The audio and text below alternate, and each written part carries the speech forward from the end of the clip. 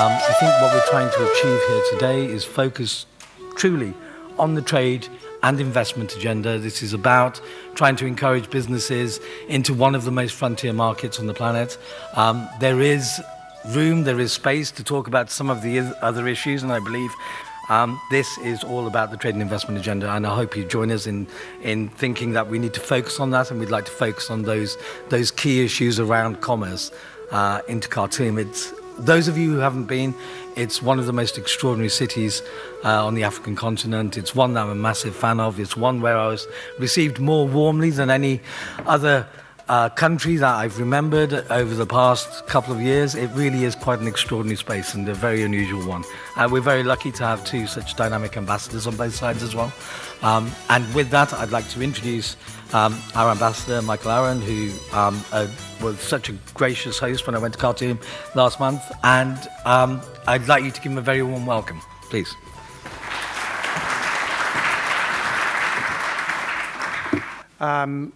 Ministers, lords, ladies, gentlemen, it's a great pleasure to see so many of you here today. As Professor Ghandour, the Minister of Foreign Affairs of Sudan, who's with us here today, knows very well, when I arrived in Sudan in August 2015, relations between the UK and Sudan were at a very low ebb, to our mutual frustration. I think particularly Professor Ghandour, who is, as many as you may know, studied dentistry here in the UK, and I think hopefully has a great deal of affection for the UK, and that was partly why he was so frustrated. For our part, the UK's part at the time, we remain very concerned about the ongoing conflicts in Darfur and the two areas, the Nuba Mountains and Blue Nile, and about the human rights situation. The Sudanese side felt, I think I can sort of ventriloquize for them, felt that they had received far too little recognition for agreeing to the peaceful separation of South Sudan, which had resulted in a huge loss of national income, resulting from a loss of 80% of its oil revenue. They felt they'd been promised that US sanctions would be lifted and that everybody, especially the UK, would help them secure debt relief very quickly, and they'd taken on the burden of all the debt of both Sudan and South Sudan. The lack of contact that we had, there were no high-level visits. We caused even more difficulties over visas in both directions than we do now. And in fact, I think now we're in a good position on visa provision, which I know is a very sensitive issue for everybody. This policy, not just the UK policy, but we were at the forefront of it, of essentially seeking to isolate the government, was really not working. And our public criticism, when we made public criticism on the human rights record, frankly fell on deaf ears.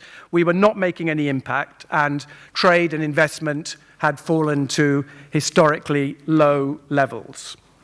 So after lengthy discussions within the embassy, with departments in London, we proposed to FCO and DFID ministers that we should embark on a policy of phased engagement with the government of Sudan based on a strategic dialogue in which both sides would be able to raise issues to seek to make progress in the interests of both our countries and peoples. Ministers agreed to this proposal. And in March 2016, last year, Neil Wigan, the Africa Director at the Foreign Office, visited Sudan for the first round of a strategic dialogue. And since then, we've now had a total of 4 rounds of talks, 2 in Khartoum, 2 in London, most recently in October, when a very large delegation of 18 Sudanese officials from across the Sudanese government came to the Foreign Office for talks with UK officials on a wide range of issues, including the peace process, human rights, migration, development, and trade and investment. In parallel, of course, it wasn't just us. In parallel with our dialogue, the United States also embarked on a policy of engagement with Sudan. I'd like to think they were following our example. They may say they were acting independently, but there we are. And this led to the lifting of US bilateral sanctions in October, which the UK warmly welcomed. So what has been achieved over the last 2 years? Is this all a waste of time? I don't think so. I think it's the right policy. Of course, cause and determination are very difficult in all issues relating to foreign policy, but I'll just touch on three things. First of all, the level of fighting in Sudan has reduced significantly. Since the fighting in Jebel Mara at the beginning of 2016, the government of Sudan have maintained ceasefires in both Darfur and the two areas. They signed up to the roadmap proposed by President Mbeki and the African Union panel, and they've agreed to a US proposal for providing vital humanitarian access to the two areas. Further progress in Darfur, frankly, has been held up by Abdel Wahid Noor, who has refused to join the peace negotiations. And in the two areas, the SPLM-N, which is the rebel group, have so far rejected the US proposal on humanitarian access. We very much hope that the new leadership under Abdelaziz al-Hillu will reverse this policy, which frankly is prolonging the suffering of the people of the Nuba Mountains and the Blue Nile. We continue to urge the government to maintain the ceasefires and to be ready to be flexible in negotiations, but the refusal of the rebel groups to return to the negotiating table makes further progress very difficult. Secondly, the government conducted a broad national dialogue with a number of political parties, which resulted in a detailed set of proposals and the formation of a somewhat more inclusive government. We were clear with our European allies that we did not consider the process to be sufficiently inclusive, and we continue to believe that in order for the outcome of the dialogue to be fully embraced by the Sudanese people as a whole, it will be necessary to bring in the opposition groups represented by the Sudan Call, although many of these groups have indicated that they support many of the recommendations of the national dialogue. The African Union roadmap provides for opposition engagement with an inclusive national dialogue, and we believe a way needs to be found to take Sudan Call's views into account in the political reforms which are introduced in the run-up to elections in 2020, which we very much hope will be free and fair. Third, Sudan is playing a much more constructive role in its region. The government, and in particular Foreign Minister Professor Randour, have engaged constructively with their IGAD partners in efforts to restore peace and stability in South Sudan. They've played a helpful role with Egypt and Ethiopia in the negotiations relating to the Renaissance Dam. They have good relations with Chad. They've supported UN efforts in Libya. They're cooperating with EU and UK efforts to tackle some of the problems of migration, especially trafficking and smuggling. So those three areas, I think, are really important areas which we can point to, which represent developments in our relationship with Sudan over the last 2 years, which I think are related to our policy of constructive engagement, of phased engagement. But as I said at the beginning, your particular interest is in the economy.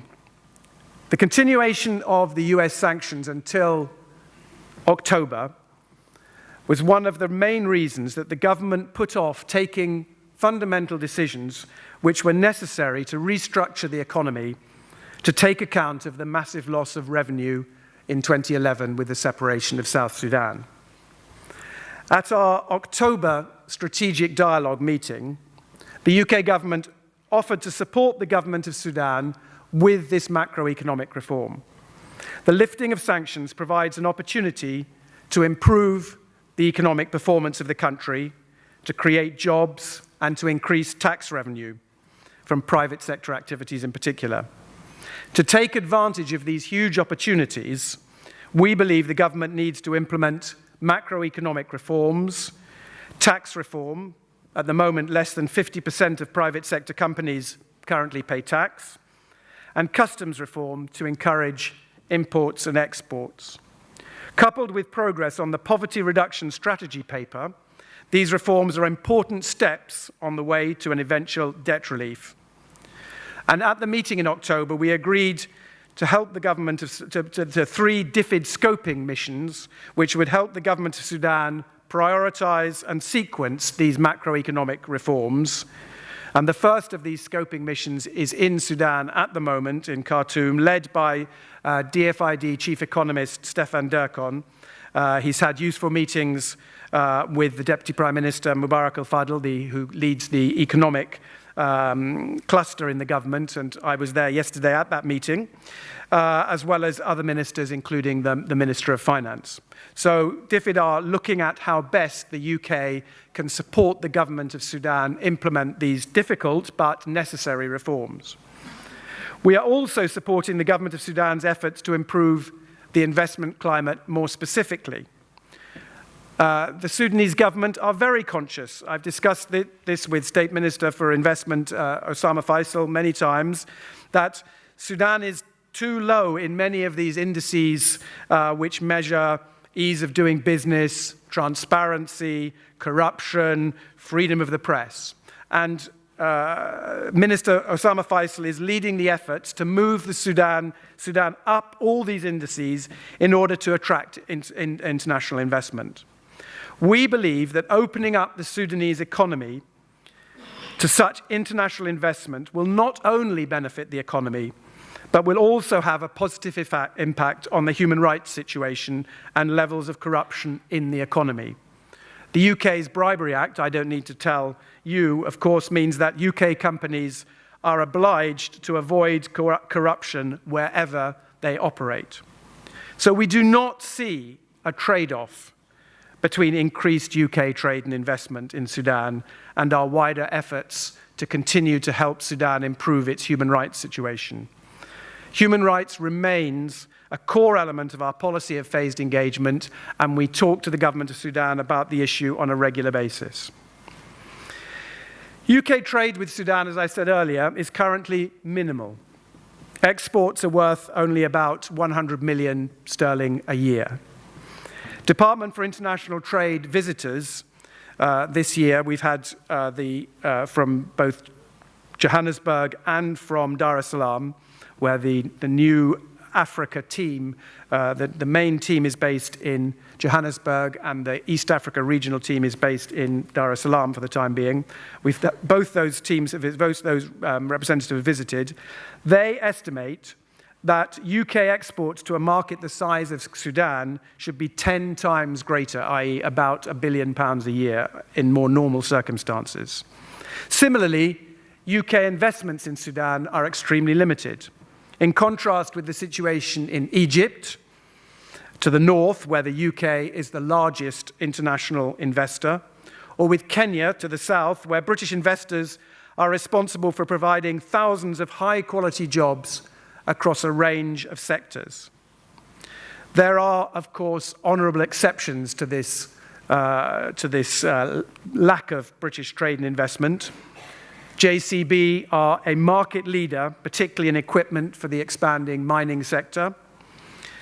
And Bywater manage a very successful water treatment plant which provides exceptionally clean drinking water to the inhabitants of North Omdurman. After some problems over payments to the lenders, this PPP project is now back on track and provides an excellent example for other companies to follow. First-rate British companies such as Aggreko and Due South are exploring interesting opportunities in the energy sector, and we're witnessing greater interest more generally in the market following the lifting of sanctions. So to sum up, the UK wants to see a peaceful, stable, prosperous Sudan led by a government acting in the interests of its people.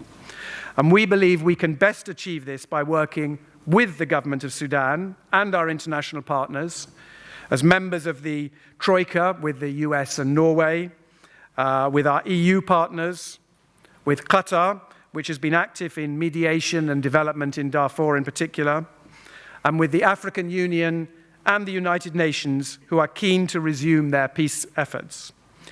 We believe the UK private sector, in conjunction with the Sudanese private sector, also have an important role to play.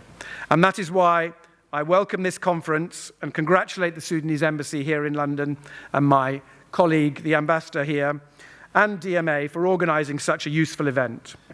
But as I think has already been said, the best way of understanding and cracking the Sudanese market is to visit. If you come, please don't hesitate to come and see us at the embassy. Thank you all very much.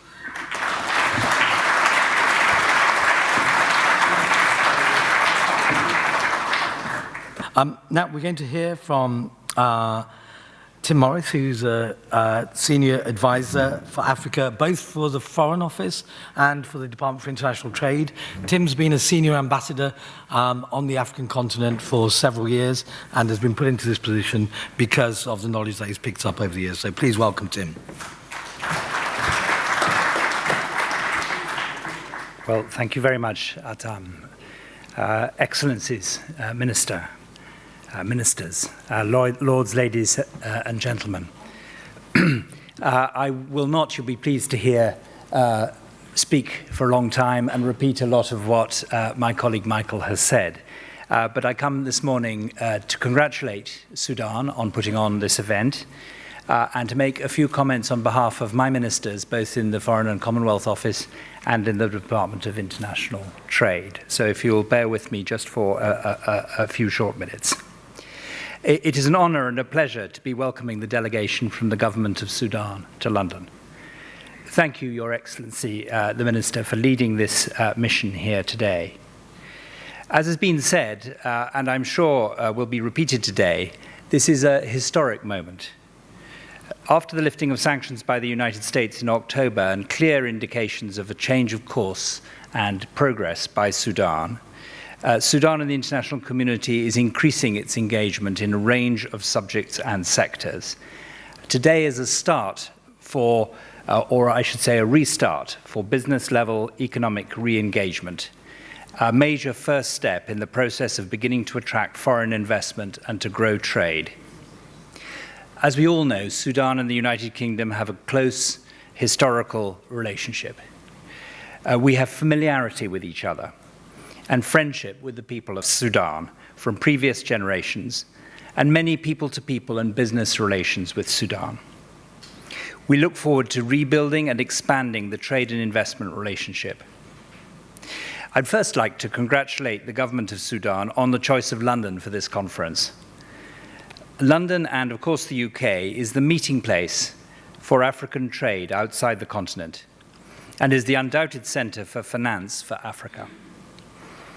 As Sudan, as we hope, makes progress in its economic development and its management of its debt, this will be the place where finance is arranged for future major projects and exports. Our government is committed to assisting the economic development of Africa and to increase the level of trade and investment, both from the UK, but also in the form of business success by African countries and trade between African countries. Our government believes that people will be lifted out of poverty by economic growth. That is demonstrably the case in Africa. A growing population needs jobs. For growth to take place, African countries need policies designed to promote growth and the attraction of investment, which in the 21st century demands transparency and open markets. Countries which fail to promote inclusive growth and modern economic progress risk loss of competitivity and popular dissatisfaction. For these reasons, our country has adopted a policy of encouraging economic development in Africa. Our Department for International Development, as well as providing urgent help to people in need, very much including in Sudan, is investing in programs which, with the agreement of African governments, promote good governance and policies designed to encourage growth and jobs. Sudan will be no exception to that, as Michael Aaron has just described. And our Department for International Trade is increasing its effort to assist British companies exporting to and investing in Africa as a whole, and as we heard, is looking carefully at the prospects in Sudan. In the medium and longer term, we hope that these measures can increasingly be used to promote trade and investment with Sudan. We as a government and British business have high expectations of Sudan.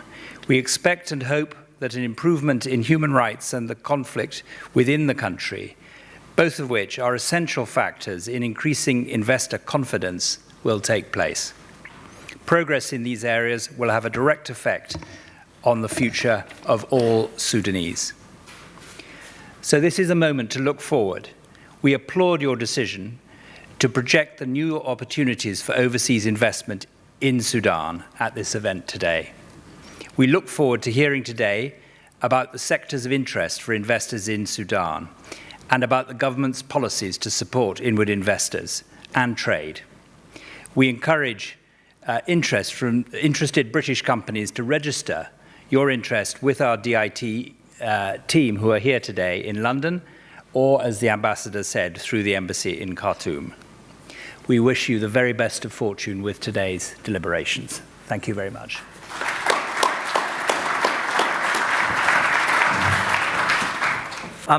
I'd like to now introduce the quite brilliant ambassador to the UK, who I've got to know very well over the past few months, who has articulated and framed the debate for investing in Sudan post-sanctions most articulately and most passionately to everybody that I have introduced him to, that he's been introduced to, and all of the efforts that you've made over the past few years, Ambassador. As Ambassador now, as Deputy Ambassador a few years ago as well to the United Kingdom. I don't believe there's anybody here that can introduce that idea of investing more clearly than you can, Ambassador. So please welcome our excellent Ambassador to the UK. Ambassador? Thank you, Adam.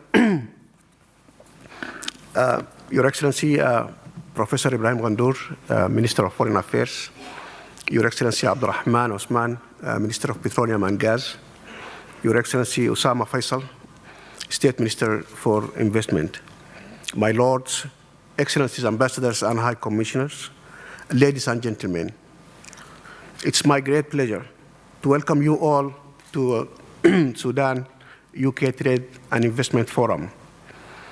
Today's event is the outcome of a long process we have been working on following the lifting of the United States economic sanctions last October. I'm particularly happy that this forum has been organized in close partnership and strong cooperation with the British government through the steadfast support of both the Foreign and Commonwealth Office here in London and the British Embassy in Khartoum.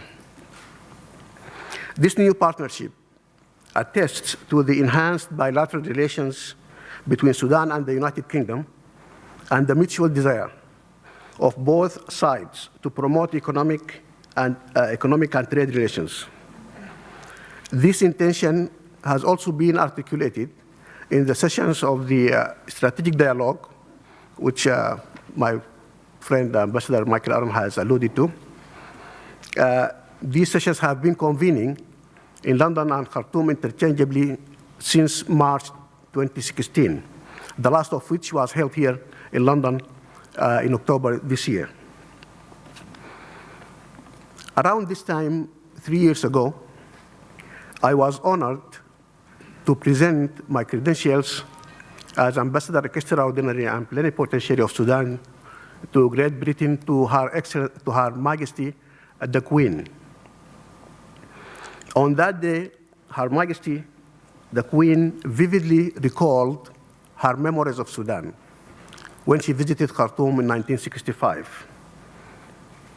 I replied to Her Majesty at the time by saying, we are looking forward to seeing the bilateral relations, to seeing the return of bilateral relations to what they had been before, and that we hope to build on the rich history between our two countries to create and consolidate bilateral engagements in various areas. This has been my vision and the core goal I have been working to attain since my arrival here.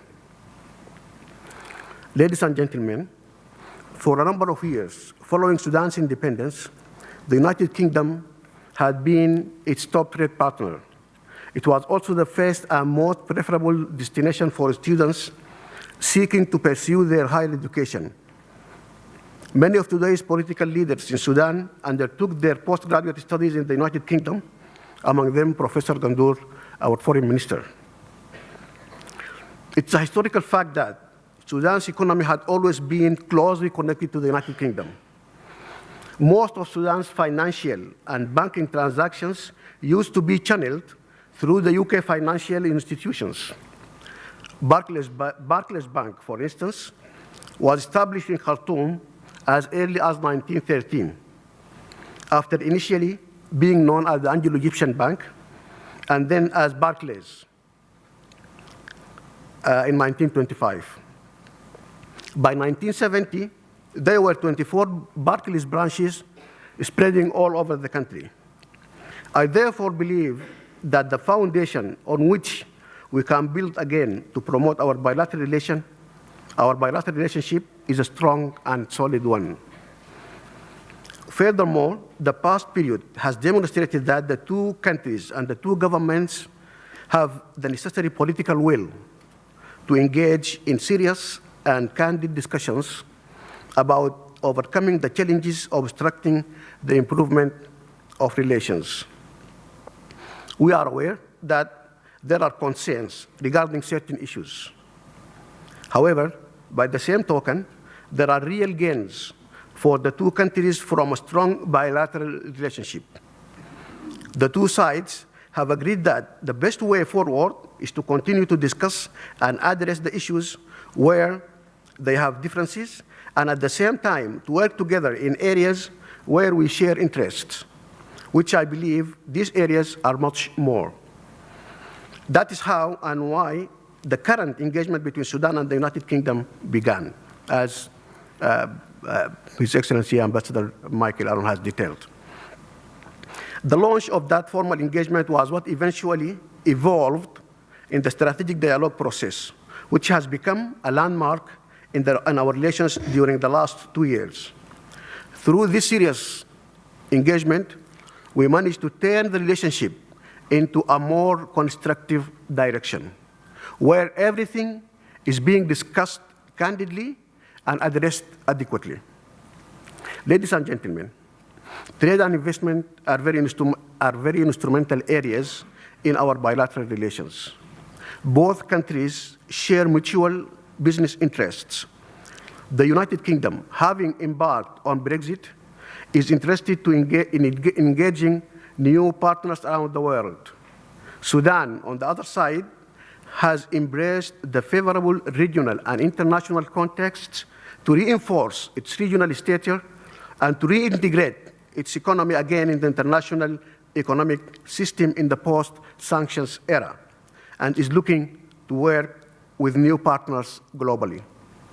It is my belief that the economies of the two countries have the potential to complement each other and to establish these partnerships. There are great opportunities in Sudan for British businesses in areas like food security, mining, oil and energy, infrastructure, and provision of consultancies. In turn, the United Kingdom has the capacity to offer technology, financial and banking services, know-how, and capital goods and equipment. Most importantly, Sudan, with its huge untapped wealth of resources, offers unlimited opportunities in a wide range of sectors. The forum today will elaborate in all of these areas. Finally, in the audience today, we have a group of top Sudanese business leaders representing high-profile, successful institutions and businesses in Sudan who are here to explore the opportunities of engaging with UK businesses and to further promote UK-Sudan trade relations. We also have among us many representatives from British companies who are interested in exploring the opportunities in Sudan as well. This forum is the beginning of a process of showcasing what Sudan has to offer. Before I close, I need to say a word of thanks. I would like to thank all those who have worked very hard to make this event a reality. I would like to thank my team at the embassy, who has been working around the clock, and to my colleagues in the Ministry of Foreign Affairs in Khartoum. I would like also to thank Atam Sandu and his team at DMA, with whom we have been in continuous collaboration during the last 2 months. A big thank you goes to our sponsors, especially those who have traveled from Sudan to be here with us today. I extend my thanks to the British government and to Ambassador Michael Aron whose support was crucial for the organization of this event. My appreciation also goes to Lord Chair and the APPG for Sudan, who have been advocating promotion of trade and investment with our country. My last vote of thanks goes to our great host, Zainab Badawi, the chair of the forum, who is a source of pride to all of us as Sudanese. Once again, I welcome you to this forum, and I wish you a fruitful and eventful discussions and proceedings. Thank you.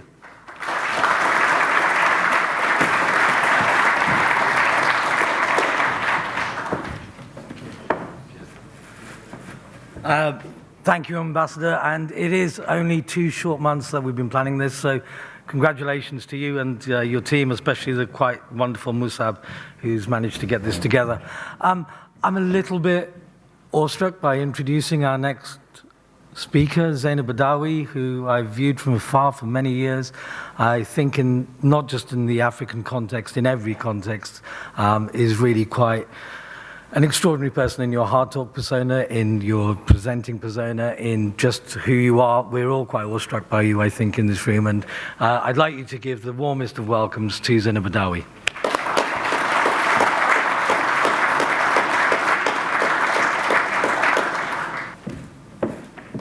Assalamu alaikum. Good morning, Lord Sheikh, Excellencies, ladies and gentlemen. It is my great pleasure to be with you and to see so many Sudanese faces here. I think the last time I saw so many Sudanese in one room was at a family gathering in Khartoum last year.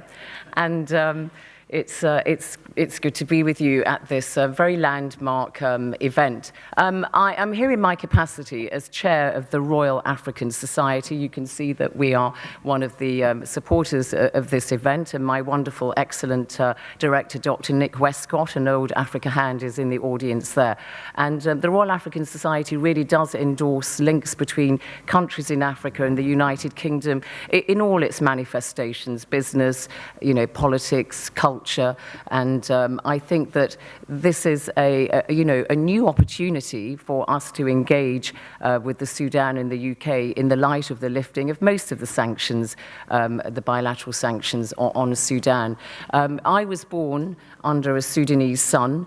And I am sure that, like many of my fellow Sudanese, that we can say that we are looking forward to a brighter future for the Sudan. But of course, sunlight is also puts the spotlight on the country, and sunlight is a strong antiseptic. So one would hope that the Sudanese government will seize the chance to renew its new program for the country so that there is an inclusive and sustainable development and government for all its people, no one left behind, with all the provisos that Ambassador Michael Aarons said. I don't need to repeat those at all. But as somebody who was left the Sudan when I was only 2 years of age, I have nevertheless, through my late father, Mohammed Khair al-Badawi, and my mother, who is nearly 90, mashallah, I have a great love for the Sudanese people and the country. And so nothing to do with politics at all. I really, really am very eager to see that the people of Sudan get the peace and prosperity that they deserve. And therefore, I hope that this occasion is one of many which will launch that brighter future for the people of Sudan. It's my pleasure to introduce the Foreign Minister of Sudan to give his speech, and I hope there may be an opportunity for him to take questions from the audience afterwards. Professor Ibrahim Ghandour studied dentistry in the University of Khartoum and also at the Royal College of Surgeons here in the United Kingdom. He is actually an academic, has an academic background. He was Vice-Chancellor of Khartoum University and also a background in the trades union movement in the Sudan. He is a senior member of the ruling National Congress Party, has been a member of the National Assembly since the mid-1990s. Amongst the various things he's done, he's been advisor to President Omar al-Bashir. He's been foreign minister. Please do make your way to the stage. He's been foreign minister since June 2015 and is one of the most recognizable members of the Sudanese government. So, Minister, please do make your speech. Thank you.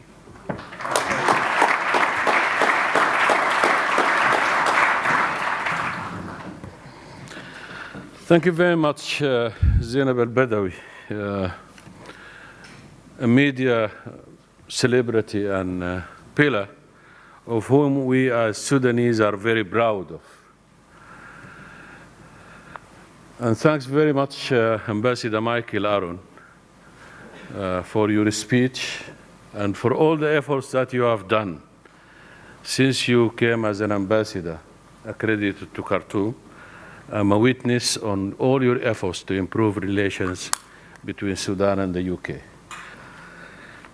My lords and honorable MPs, excellencies, fellow ministers, distinguished ambassadors and high commissioners, ladies and gentlemen, I'm extremely delighted to be here on this beautiful yet cold morning in London and to welcome you all to the Institute of Directors, where our Sudan-UK Trade and Investment Forum is being held. I'm thankful to every one of you for taking the time today to join us here so that we can explore the countless economic opportunities Sudan offers. Sudan is emerging out of a long period of economic and financial isolation due to the American economic sanctions, which, despite being unilaterally imposed by the United States, have had wider effect on our economy in general, and particularly on our financial institutions. The lifting of sanctions on October the 6th, which were effective from October the 12th this year, came as a result of a political process of engagement between our government and the US administration that entailed a detailed action plan comprised 5 tracks where some concrete actions had been agreed on, benchmarks for measuring the progress made. Accordingly, Sudan is now open again for business with the outside world. We can now fully reintegrate our economy and our banking system in both the international economic and financial systems. The process of engaging the American administration in lifting the sanctions had brought both countries in a trajectory of political reapproachment that will help us in addressing other issues which we believe are of purely political nature and require a political action from the part of the United States. I mean here in particular the designation of Sudan as one of the states in the list of state sponsors of terrorism. Sudan, in fact, has nothing to do with terrorism. On the contrary, Sudan has been closely cooperating with the United States and the international community in fighting terrorism. Cooperation in countering terrorism was one of the 5 tracks of engagement with the US administration, the progress of which has led to the lifting of sanctions. This cooperation has been explicitly acknowledged every year since 2003 by the annual report of the United States on international terrorism issued by the US State Department, and clearly expressing appreciation for Sudan in fighting terrorism and for helping save American lives and other citizens of other countries. By all means, Sudan does not belong on that list. As part of the phased engagement agreed between us and the American administration, we have now started phase 2, which will mainly focus on removing Sudan from that list. And that phase started by the visit of His Excellency, the Deputy Minister of Foreign Affairs of the US a few weeks ago. I'm particularly delighted to see among us here a senior official from the US State Department, Tariq Fahmy, whom I met this morning. He is there. Who has been working closely with our team in this regard and who will also be addressing the conference today about the same issue. I must mention that just last week we received a high trade mission from the United States of America with some major companies represented, including Caterpillar, Boeing, Shell, among others. The trade mission visited to explore investment and business opportunities in the country. We believe that the future of Sudan-US relations is certainly brighter, and we believe that Sudan-UK trade partnership is even more brighter because of our historical ties. I cannot mention our engagement with the American administration without paying tribute to the constructive role played by the government of the United Kingdom in supporting that process, whether in their capacity as a member of the Troika, which includes UK, US, and Norway, or bilaterally in engagement with the US government. And I still remember when I visited last September, Washington, on the final talks of lifting the sanctions, I found the British envoy coming just before my arrival, a few days, and meeting with American officials on the same issue. I have to say that by the time we started the engagement with the United States administration, our bilateral relationship with the United Kingdom has already turned around in the right direction following the launch of Sudan-UK strategic dialogue. Thanks to Ambassador Michael Aron and all the leadership of the state, of the Minister of Foreign Affairs of the UK, of which the fourth session was held here in London 2 months ago. There is a firm commitment from both sides to further promote and develop the bilateral relationship in areas of common interest, including the peace process, human rights, development, trade and investment, illegal migration, defense engagement, counterterrorism, and countering violent extremism, as well as regional issues of mutual concern. The convening of this conference, which has come about due to close coordination between the two sides, stands as a testimony to the growing relations between Sudan and the United Kingdom. I am glad to know that a UK organization like the well-known Commonwealth Development Cooperation, CDC, stands ready now to support investment projects in Sudan by offering finance and guarantees to the private sector in order to create jobs as a way of combating poverty and raising living standards for the Sudanese people. We appreciate the policies of the UK government, which made such involvement by CDC now possible. We look forward to seeing more investment projects being implemented in Sudan in the very near future, especially in areas like Darfur, where the situation has been stabilized and pacified, and the strong support to that is the start of the withdrawal strategy of the UNIMID from Darfur. And in Eastern Sudan as well, and other parts of the country where the potential for investment is huge. The conference, I believe, will elaborate on these aspects. It is imperative on me to express our deep appreciation for the United Kingdom government commitment in working closely with us in these areas. This commitment reflects a mutual desire to promote and develop our bilateral relationship. I am truly delighted to see us moving forward in the right direction, with both sides demonstrating serious commitment to developing this cooperation and engagement in various areas even further. As part of my visit to the United Kingdom, I will meet today with the Foreign Secretary, the Right Honourable Boris Johnson, later today. And then we will also have a session of bilateral talks with Mr. Roy Stewart, the State Minister for Africa, at the Foreign and Commonwealth Office. This, I believe, will add to the already building momentum about the growing bilateral ties between the two countries.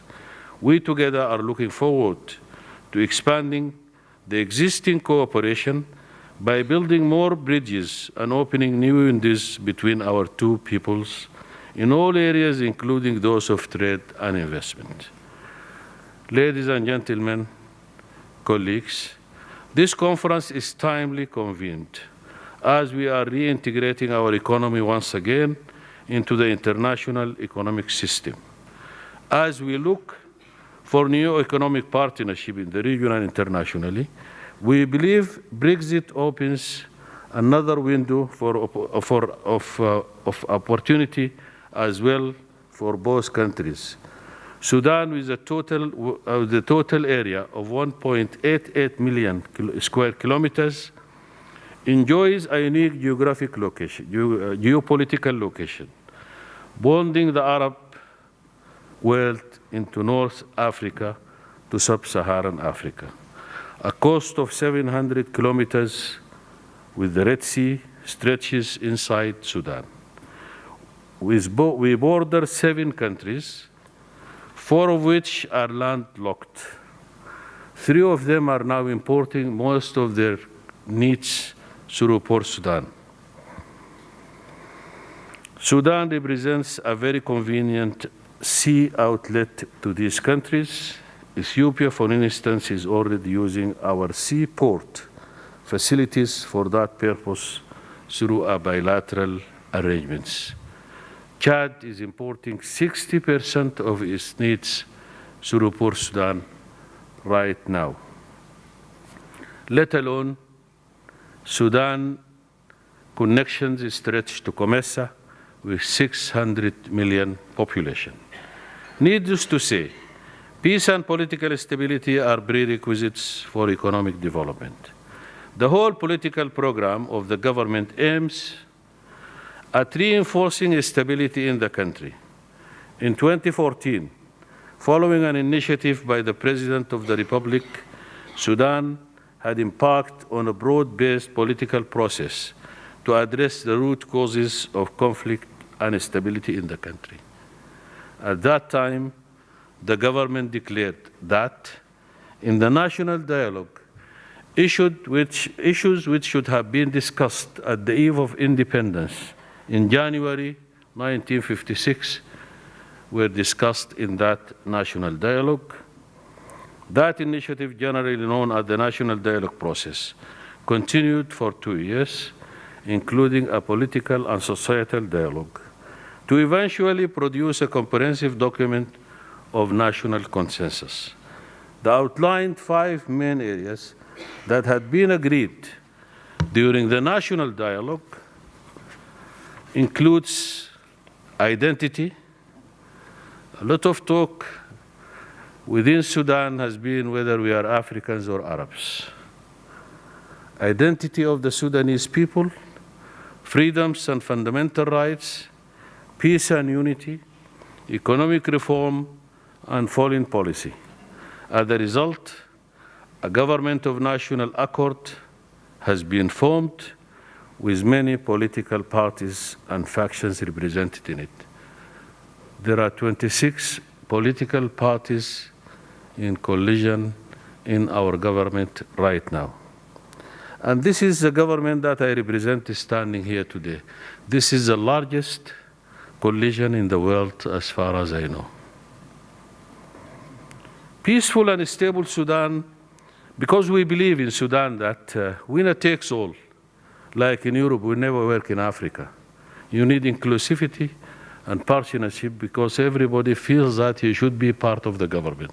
So you need representation on which people should agree. And I believe this formula can work for many African countries. Peaceful and stable Sudan has got so much to offer to its people, the region and the world at large. I have to say that Sudan economy has proved as resilience and strength.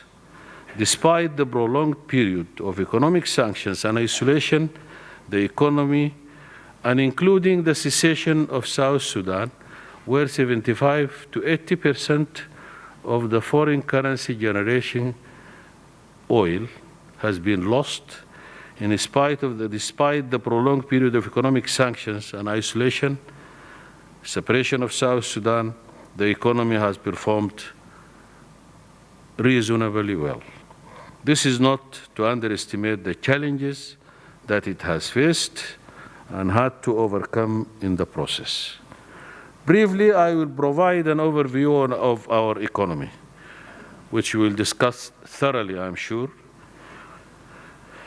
which before the international financial crisis in 2008 was one of the fastest growing economies in Africa, with an average of 9%. This is not our record. This is not our evaluation and estimation. It is IMF and the World Bank estimations. Having become the third largest country in Africa in terms of area after the cession of South Sudan, Sudan has lost 1/3 of its area and population and 75% of oil revenues. Yet Sudan economy today stands at the 6th largest economy in the African continent. This year, we have become the 2nd largest producer of gold in Africa after South Africa, with a production of almost 90 tons in 2017. We used to be the 3rd 2 years ago, following South Africa and Ghana. Now we are the 2nd in the continent. Sudan had the largest, and by the way, gold mining started only after 2011, which is relatively new in our country. This year, we have become the 2nd largest producer of gold in the continent after South Africa, with a production of almost 90 tons in 2017. Sudan has the largest irrigated area in sub-Saharan Africa and has 2nd largest irrigated area in the world of the continent after Egypt. Sudan is the biggest producer of gum arabic. In fact, 85% of gum arabic is being produced in Sudan. This is why during the sanctions by the US government exempted gum arabic from the sanctions, because it's highly needed to many industries throughout the world, including Pepsi-Cola, Coca-Cola, refined chocolates, and some drugs, including children drugs. So Sudan produces 85% of the world production of gum arabic. Sudan natural resources are huge and diverse. One of the defining features of Sudan is diversity. The diversity is not confined only to ethnicity, culture, or religion. It extends to include climate, natural resources. Sudan possesses huge resources in various sectors, including agriculture, minerals, oil and gas, livestock, among others. The government has been paying special attention to the development of the infrastructure in the country. The private sector, both local and foreign, have been offered good incentives as well to engage in infrastructure projects, whether in partnership or alone. Many of the problems investment facing is now being properly addressed in the Ministry of Investment and as well as under the guidance of the government leadership. BOT formula is one of great interest to the government of Sudan in attracting private sector to those projects. Allow me here to refer to the efforts of Sudan accession to the WTO, a process which reflects the keenness of the country to effect genuine economic reforms. We were one of the last of very few countries that is still to access to the WTO. Anyway, before lifting of the sanctions, we've been faced by 400 questions by the US government. After being answered, we had another 375. They are now answered. Now we are talking to our friends in the US government in order to resolve those issues bilaterally before going to the WTO. Thanks to the EU, thanks to UK, thanks to many countries who supported Sudan accession to the WTO. Now, everybody is telling us to address the elephant in the room and the big brother, which we are doing right now. The government has been paying special attention to the development of the two issues I would like to address briefly before I leave the podium. One of them is human rights. The other is corruption. We cannot overlook those important issues, which I'm sure they are important to you as well as they are important to us. We are proud in the region of our file in human rights, but still we are ready to address whatever problems that are being raised by friends, including the United Kingdom. We are a third world country. We are a developing country. We are a country in Africa. We are a country in a region that is witnessing turmoil.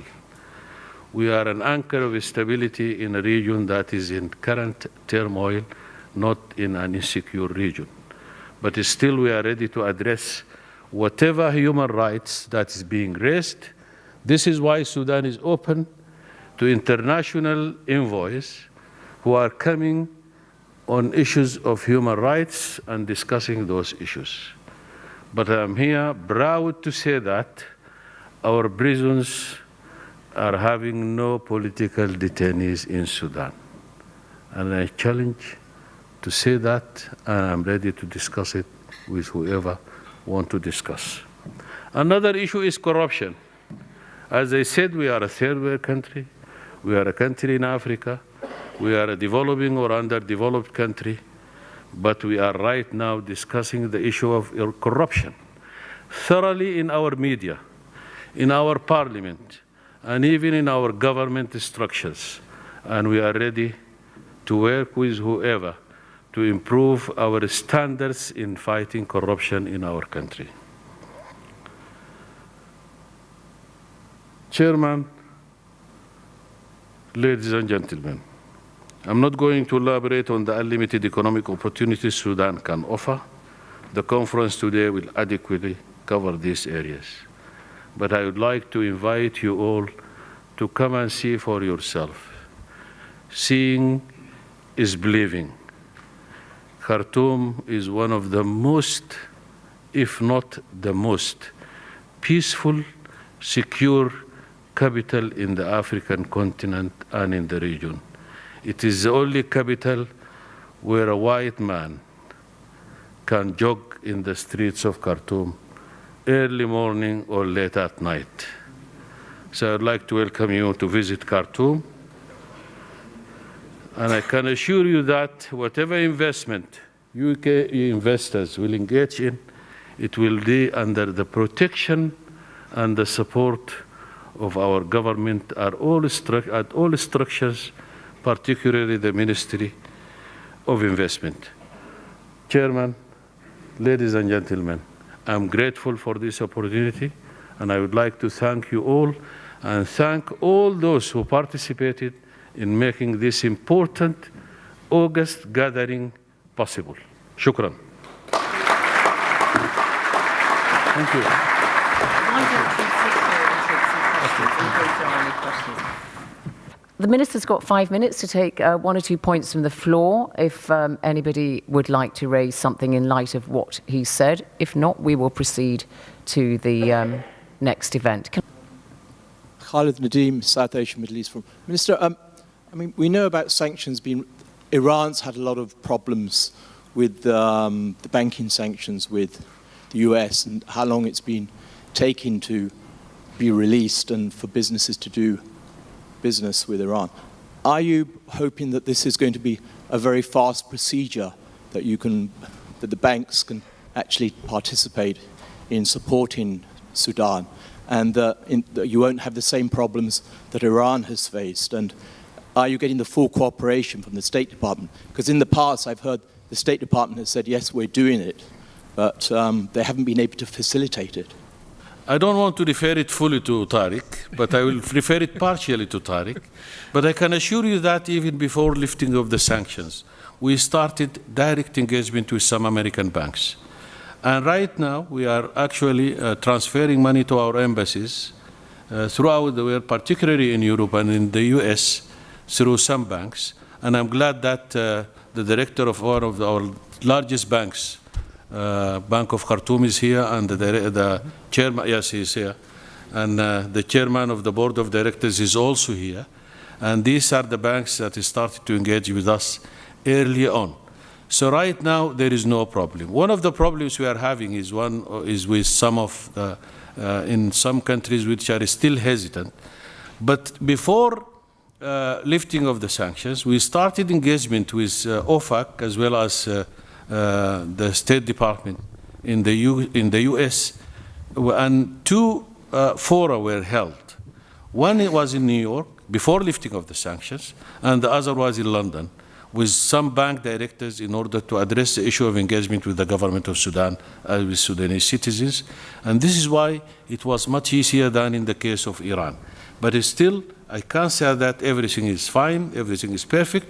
Still, we have got a mile to run, but we are working on that, and our colleagues and friends in the US are supporting that. Thank you. Yes, young lady? Laura Hyde. If you could stand, it would help. Introduce yourself. Hi, I'm Laura Hyde from BMI Research. As oil and gold revenues increase, obviously foreign currency inflows into the country will improve. But in the meantime, are there any plans to make access to foreign currency for businesses easier? Today's newspapers from Khartoum are carrying that now each Sudanese can open an account in hard currency. This is happening for the first time in many years back. And investors, of course, have got super rights compared to Sudanese sometimes. Particularly, their investments need movement of money, revenue, as well as capital. So it is possible and easy, and I'm sure that more policies are right now coming to improve that. Thank you. Good. Any more points? Otherwise, yeah, final one, and then we will call it a day. Thank you, everyone. James Turnbull, Denmead. I just had a quick question for the panel in general, and perhaps one that could be shared by the ambassador from the UK, which now that Sudan has the opportunity to face the outside world and almost advertise what's happening in the country, that there are initiatives, some of which were just released by the IMF yesterday, discussing the need to simplify the currency conversion, and also promote internal economic policy, use this opportunity for change in the right way. My question is, from the outside looking in, it's difficult to understand how those challenges are being met, and it would seem sensible if, as part of the joint initiative between the UK and Sudan and perhaps other countries, we could have an information gathering exercise where it would be simple for British businesses looking to invest in the country to understand what the attitudes were to, for example, ease of doing business, the corruption perception indices, etc., and just generally informing an investment decision. Thank you. You did start off by saying just a quick point, but never mind, that's fine. We'll allow the panel to... Since it is to the whole panel, I will leave it to my colleagues.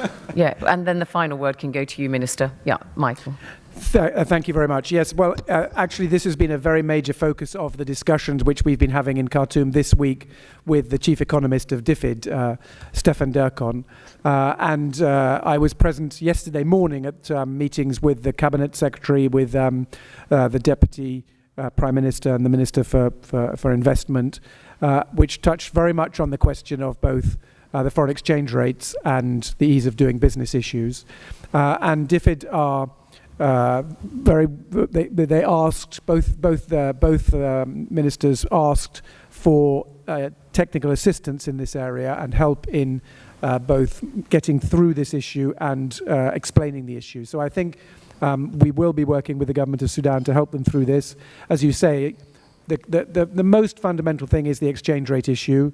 The IMF recommendation is clear that they should move to a single clear exchange rate which would effectively float the currency. There are issues with that, but I was very impressed by some of the discussions that we had with Stefan Derkon, where he made clear that the current situation perversely encourages imports and discourages exports, which is exactly what the Sudanese government don't want to do. So the best way forward, in Stefan Derkon's view, is for full liberalization of the exchange rate, which he says has been able to work in other countries, even though in Sudan, with the limited cushion available, it is a bit more difficult. He is confident that it could be successful. Thank you. Tim, have you got anything to add, or no? That's fine. Minister, final word to you. Thank you. Yeah, thank you very much. In a country which has been under sanctions for 21 years, you cannot deal with international banks, you cannot deal with the international economy, and then I can't say all of a sudden opportunities are available. Although even during the engagement with the US government, we started reforming and even training our people, because even our young bank employees were dealing with an economy that deals either inside the country or under the table with those who are ready to sacrifice. Now I can say it clearly, of course. And then we are now even retraining our people to engage with the international economic community, and that will take some time. Although even when, let us say, the prima facie or the decision to lift the sanctions during the Obama administration, and then we were supposed to go for 6 months until the final decision of the current administration has been decided, we has got a document of 10 pages. It includes all reforms that you can think of. And now we are gradually working in order to work on that.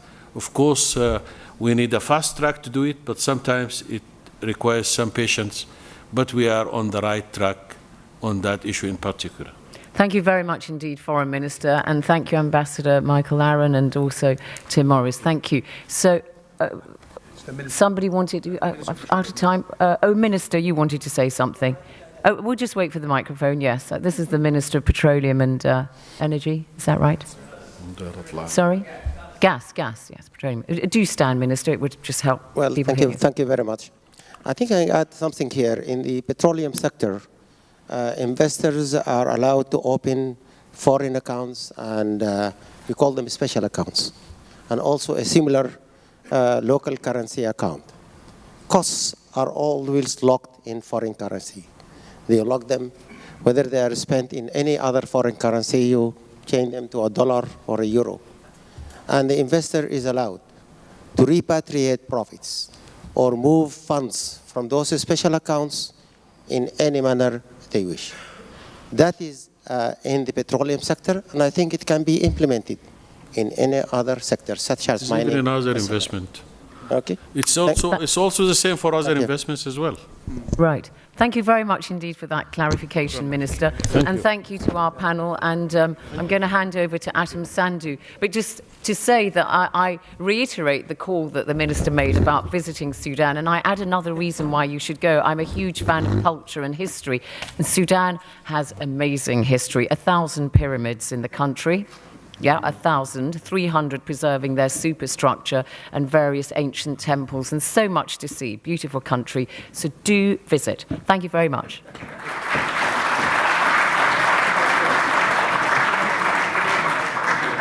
We're going to hear now, though, from one of the, just before I invite you, Lord Sheikh, we're going to hear from Tariq from the US State Department, from the sanctions unit in the US State Department, who's going to tell us what sanctions mean and what is the material difference between the Sudan and Iran, perhaps, and other markets. Please welcome Tariq. Thank you, Lord Sheikh. Sure. Honorable representatives of the Government of the United Kingdom, of the Government of Sudan, ministers, lords and ladies, thank you very much for the opportunity to briefly say a few words on behalf of the United States government and to be here at this morning's event. Now, I won't go to battle with the ambassador on who was following who when it comes to the engagement with Sudan, but I think what it does do is it shows the important partnership between the United States and the government of the United Kingdom on not only Sudan, but on many fronts. And so we look forward to that continued partnership In the years that I have been in the office that I am in, I lost count of how many times I've been here to London to meet with the FCO, and it has always been a fantastic opportunity and a fantastic partnership. But I think today's event also is a unique opportunity to look at the changing page of U.S. and Sudan relations as well. In the engagement that we have undertaken over the last couple years, I think it shows quite a bit that we are here in London with representatives of the government of Sudan and representatives of the government of the United States, when many people would not have anticipated that something like this would have happened, even just a couple years ago. As was mentioned, my name is Tariq Fahmy, and I'm the acting director of what's called the Office of Sanctions Policy and Implementation at the U.S. Department of State. My office is responsible for developing and implementing foreign policy-related sanctions abroad that are adopted to counter threats to national security that are posed by particular activities and countries. We provide foreign policy guidance to our colleagues at the Department of the Treasury, the Department of Commerce, and when possible, we work as much as we can with Congress to provide input on draft legislation that have an impact on what our foreign policy in the United States is.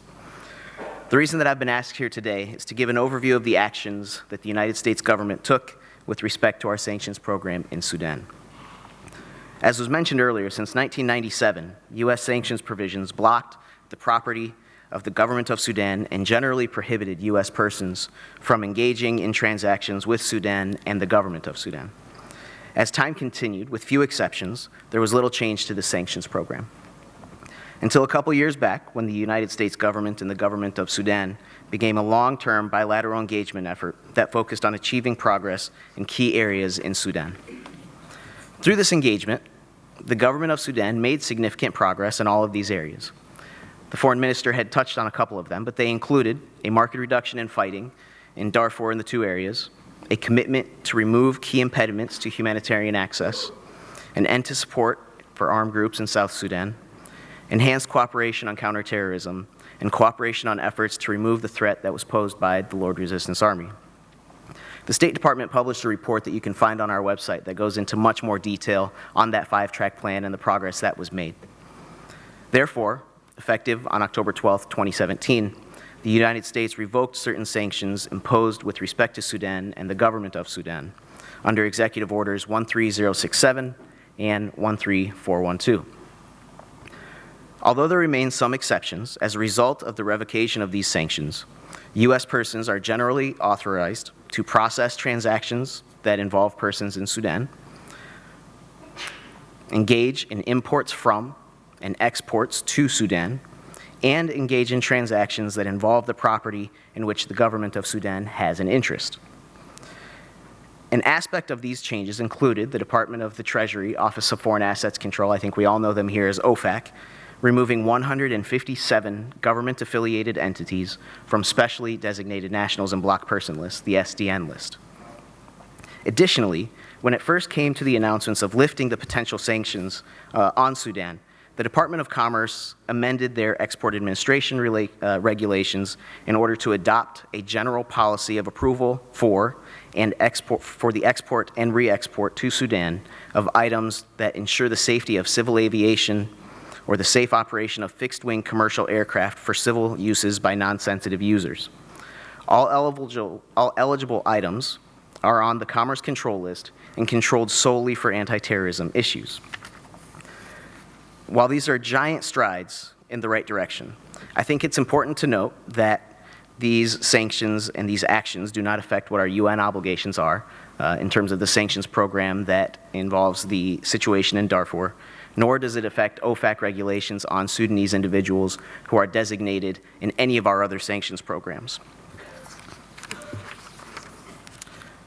And of course, as many of you here are practitioners of sanctions, you understand compliance, you understand business opportunities.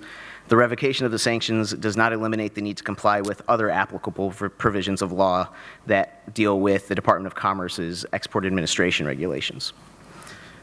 But moving forward, I think this broad and significant actions that were taken in October are in line with what the United States' long-term economic goals are for Sudan. They include continued partnership and encouraging transparent economic reforms that lay the groundwork for poverty reduction, sustained growth, and increased trade. As a matter of fact, as the Foreign Minister had mentioned, the Deputy Secretary of State, the second highest ranking person at the State Department, had a very productive trip to Khartoum in November. This visit helped to shape the expectations and maintain interest and the commitment to future and further engagement. In addition, as part of our efforts to facilitate economic growth in Sudan, the United States government worked very closely with the Corporate Council on Africa to support a trade mission to Sudan for interested U.S. entrepreneurs and businesses that was in Khartoum in early December. The CCA is a leading U.S. business association that's focused on connecting American business interests with those business interests in Africa. The October 12th lifting of sanctions was a major step in our bilateral relationship. For the most part, there are now no U.S. regulations that prevent trade and investment in Sudan. However, it remains for the Sudanese government and the private sector to convince you to operate there, which is why I think that these are absolutely important events to happen post the lifting of sanctions. And also, I think, touches on the point in the question that was made earlier, which I will briefly touch on as well, in that my job as a sanctions practitioner for the United States government is not trade promotion. It's not to tell companies and it's not to tell banks what to do. My job is to discuss what the policy implications and what the rules and regulations are of the United States government. That being said, I think that where we are right now is in a situation that I don't like to compare to the Iran situation, because I don't like to compare sanctions programs as they are. I think sometimes people like to see when sanctions are lifted that it's just like flipping a switch, when, as we had touched on earlier, 20 years of isolation and being outside of the international financial system is going to take time for, I think, this type of engagement to move forward. But all of that to say that the two programs are very different in that the lifting of sanctions in Sudan was the termination of two executive orders, which totally got rid of the primary embargo that was getting in the way of any investment in Sudan. As it sits right now in Iran, there is still a primary embargo, and U.S. persons are still not allowed to engage in many activities in Iran. Where in Sudan, the primary embargo is lifted, and U.S. persons are, with very few exceptions, allowed to participate in those types of business dealings. Once again, I'm really happy to be here. I don't know if there's an opportunity or if there was a plan for me to take any questions. I'm more than happy to. I understand that we're running a little bit late on time, but I will try to stay through the first break, and if anybody has any questions outside of that, I'm more than happy to take those questions as well. I wish you all of the best in your conversations that you're having today, and look forward to this continued engagement between our two governments. Thank you.